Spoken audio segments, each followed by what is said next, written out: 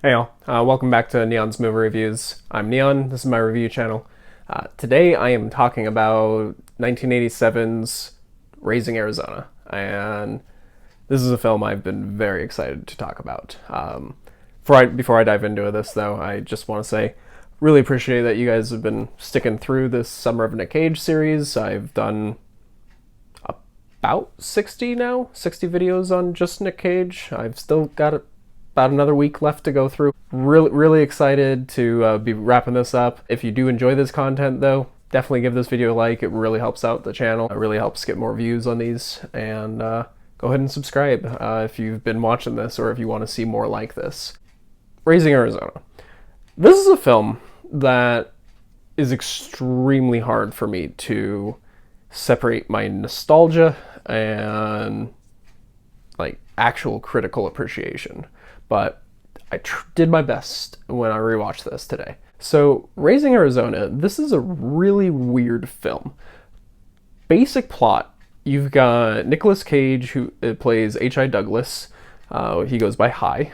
And he falls in love with a police officer nicknamed Ed, played by Holly Hunter. They meet because he's continuing getting locked up, going to prison for short stints because he keeps robbing the same convenience store. That's just what he does. He's a convenience store robber. He's just not having the best of luck with it. They keep meeting. He's really got a thing for her. She's kind of flirting with him. And then something happens. Her fiance leaves her, runs off with one of his students, and the two of them kind of get together. They get married, and they're happily, madly in love. Trying to have kids, doing everything they can to have kids. They're trying every day, basically. Nothing's taken. And you go to the doctor, find out that she's barren, and that they can't have kids. So they're pretty down on their luck about this.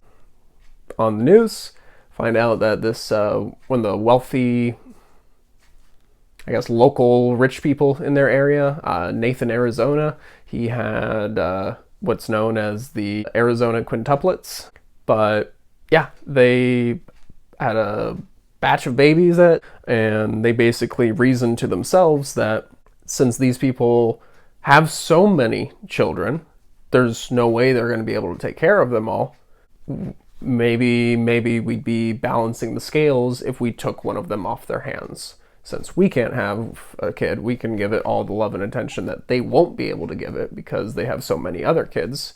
And they go and kidnap one of these babies and take it as their own.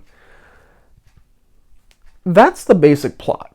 From there, you've got John Goodman and William Forsythe, who are buddies of Nic Cage from prison. They tunnel their way out, full Shawshank style, just digging out of the ground. John Goodman just pops his head out of the ground. It's all rainy. It's the ending of Shawshank if Tim Robbins crawled out of the ground as opposed to coming out of a shithole. So yeah, John Goodman pops his head out of the mud and immediately just and he's doing this the entirety of this scene. It's fucking great. So he pushes himself out of the muddy hole, reaches in, pulls out this leg, and pulls up William Forsythe, who's just holding him there. The entire time he's still just going, ah! And now William Forsythe is joining in. They steal a car, and they go find Hi. They just kind of crash with him for a little bit, and it's causing some marital issues between Hi and Ed. You've also got Nathan, Arizona, who is obviously concerned for the whereabouts of his child. He's got the police looking all over the place. He's put a $25,000 bounty out there, or a reward for his child, and is basically just Hi and Ed trying to keep baby Junior out of the light and everything, trying to keep everybody from getting too close and kind of figuring it out while everybody else is looking for them. And Nic Cage, and this is where the film gets really weird. Nick Cage has a series of nightmares throughout the film of this monstrous biker man who's just driving through the desert on this like Harley. He's got 2 shotguns on his back, and he's got like grenades hanging from his vest, and he's just kills anything in sight. Like you see a bunny running through, and he like shoots it with his shotgun, blows its head off, like.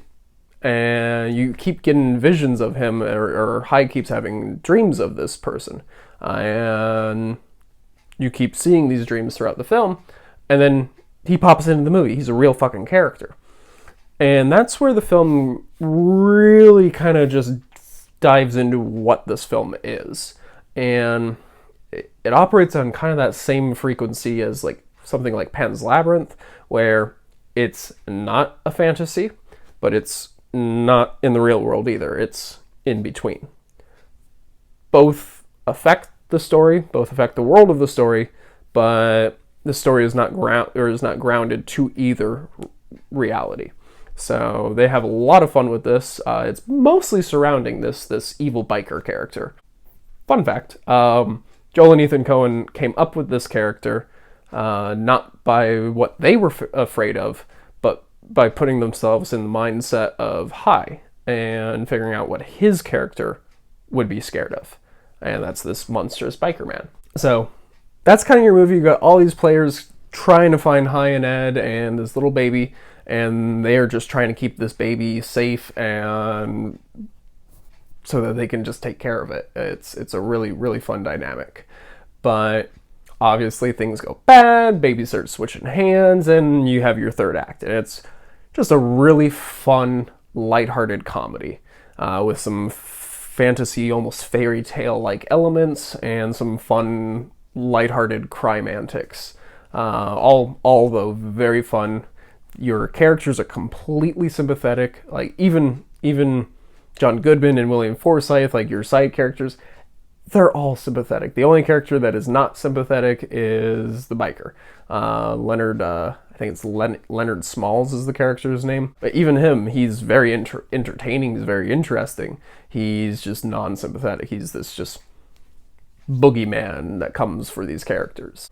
You get some really great scenes with Nick Cage. Actually, Nick Cage and Holly Hunter are fucking standouts in this movie. This is some of their best work. Nick Cage just has this really weird expression on his face most of the movie. He's basically just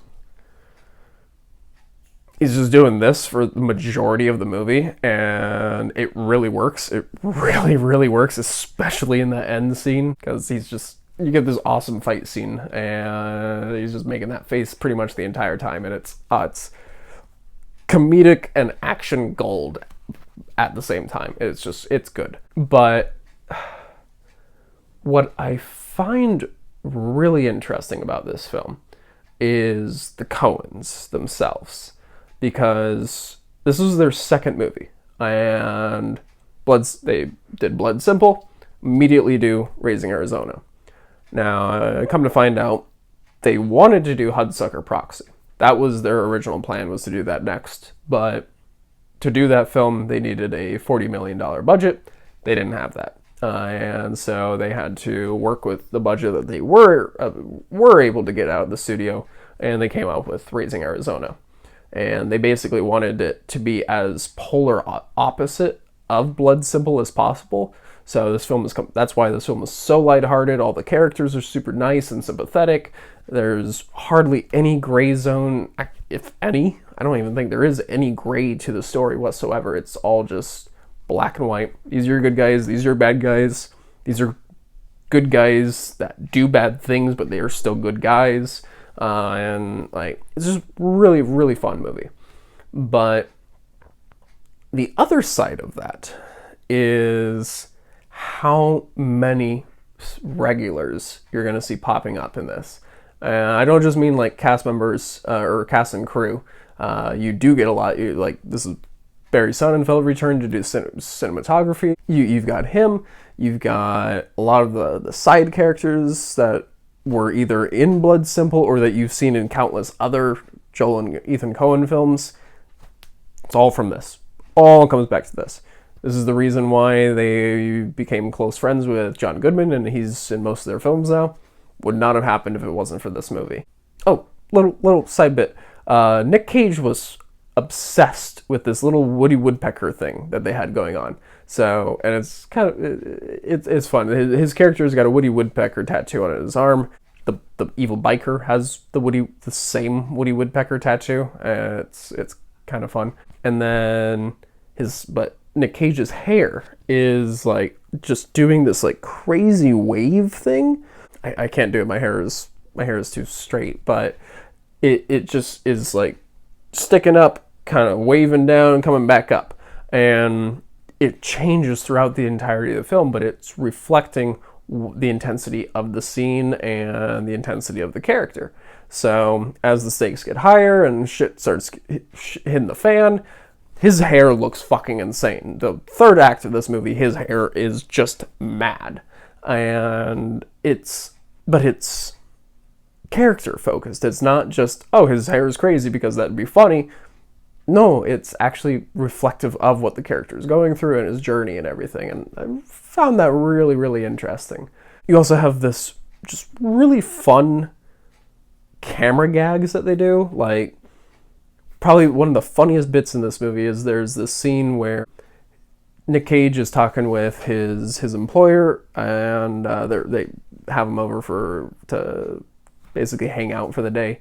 His boss's wife is played by Frances McDormand. She's hanging out with Holly Hunter, basically filling her head with all this, like, oh, you got to get the shots for this, you got to get this, you got to get this, you got to get this, you got to get this, you got to get this, and just kind of filling her head with fears about all the things that they have to do for the child and all the things that could potentially go wrong. And so that's going on. They have their kids, they're like 5 or 6 nightmare children that they have that are just destroying Hi and Ed's place. And so Hi and this guy, they go out walking through the desert just trying to get away from things. Hi's confiding in him that he's really stressed out about being a new father and just kind of feels like his life is kind of slipping away and a lot of things are just going insane. And just kind of like, do you ever feel this way? And he's basically just like, well, yeah. You know, that's why me and my wife, we decided to start being swingers. You know, like, my wife thinks you're kind of cute. I definitely have a thing for your wife. Maybe we should try swapping wives. And I'm paraphrasing here, but Nic Cage just clocks him.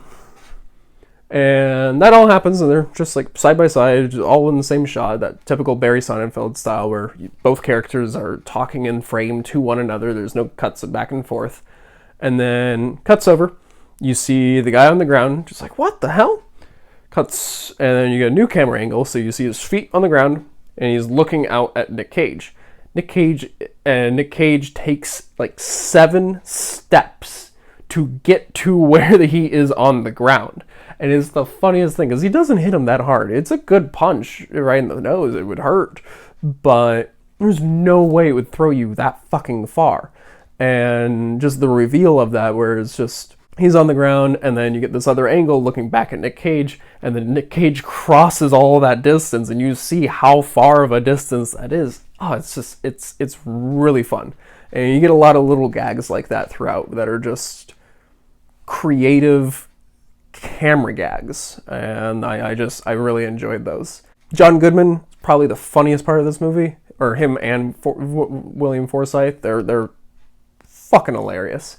You get a really funny fight scene with them and Nic Cage inside their little trailer, and it's kind of like a slapstick version of the Kill Bill 2 fight inside the trailer.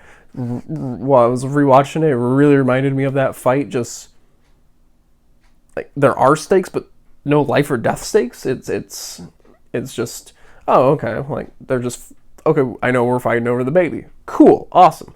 But really, really enjoy this film. But I should say, this film, one of my all-time favorite films. This is the film that introduced me to Nic Cage. I think I saw this movie when I was like 2 or 3. My parents introduced me to it. And it's just, I've grown up watching this movie. Every time I rewatch it, though, I notice something new, and I'm watching it now in my late 20s, thinking about settling down, or not thinking about settling down, but working on planning to settle down and talking about kids and all that kind of stuff. This film hit a lot harder, and it kind of struck me emotionally a lot more than I was anticipating. So that was kind of cool to experience. But still, like, this is a film I saw when I was 2 or 3. I loved it, and at 28, it's a completely different experience than I had when I was that young, because I can comprehend everything. But still, I love this movie, and my rating is going to be slightly biased because of my personal love and how much this film has been part of my life, but I give this a 10 out of 10. This is my favorite Coen Brothers movie. The other favorite Coen Brothers movie of mine would be the one featured here on my shirt. But this is probably my favorite line that the Coen Brothers have ever written, is on my shirt right now. But this is my favorite movie of theirs. And, just really like the Coens. I mean, if you're not a fan of the Coens, stay far the fuck away from this movie. This is not the one for you. Like, this is pure Coens. This is Coens early on, just making their mark on the industry, and this is the one that feels most like what they do later on. This feels more like Fargo. This feels more like Big Lebowski. This definitely feels like Oh Brother, Where Art Thou and all their comedy films.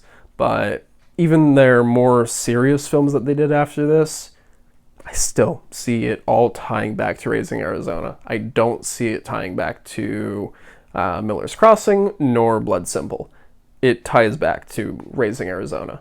The only ones that go to the other ones are like No Country for Old Men and stuff like that. That are just kind of odd works of theirs where they just, we want to do this because, and we think we can throw some of our tone in here and have some fun with it. Which they do. They're fucking fantastic filmmakers. I love all of their movies. I've yet to see a film of theirs that I've not enjoyed. I've not seen all of their movies, but I've yet to see one that I did not enjoy. I just fucking love this movie. If you have not seen this, do yourself a favor, go see it. It's while I was looking up some trivia on it, I saw that it's on HBO this week, Friday, Saturday, and Sunday. It's on several streaming services. This is a film that's worth buying. Just find a way, fucking see this movie. You will not be disappointed. Yeah, it's such a good movie. Such a good movie.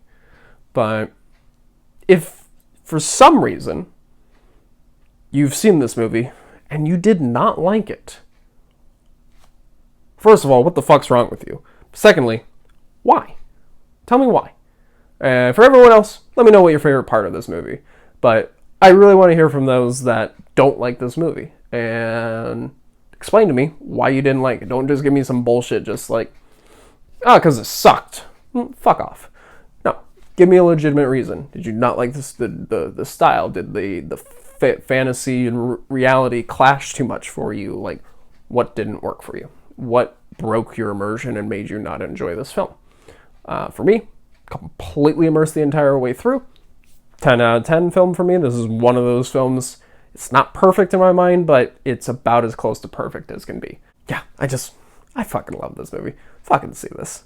But that's going to wrap this up. I know I just rambled about this one for a bit. It's something like this that I'm just so emotionally tied to because it's part of me. I've literally grown up watching this movie.